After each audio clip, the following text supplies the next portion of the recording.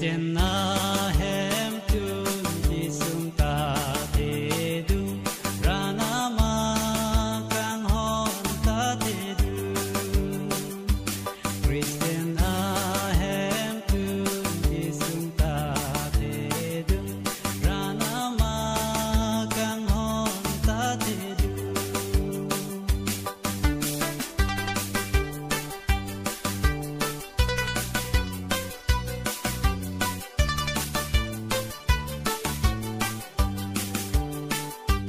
jadi munci dambote ranam kang hong sonave jadi munci persike ranam kang hong son keave jadi munci dambote ranam kang hong sonave jadi munci persike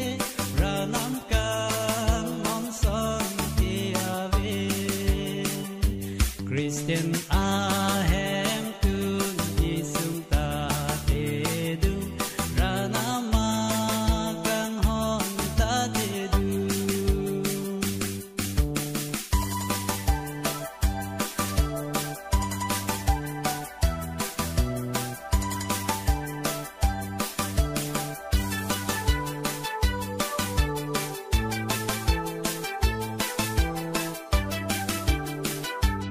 Empu purbi ka son se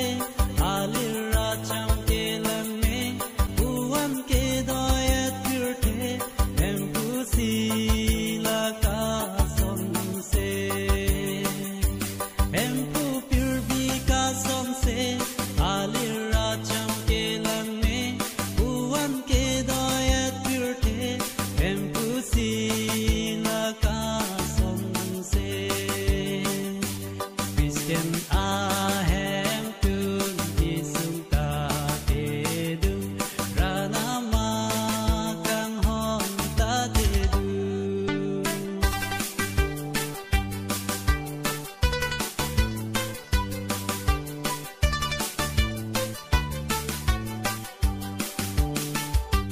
Reng do reng ni monit ke or pi mi along kai ke bote son se seng reng me or te mu ti he me jang re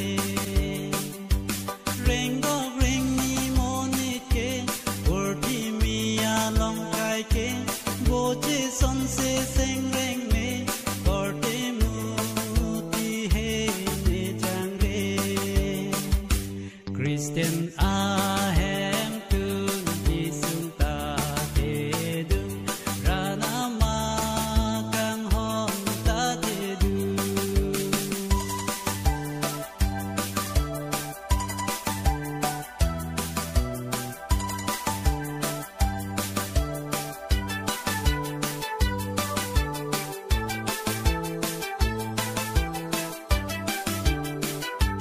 Pirte moni doan ke pirte pente o joge in so arlo setame moche tong disni hem reng me pirte moni doan ke pirte pente o joge in so arlo setame moche tong disni hem reng me Christian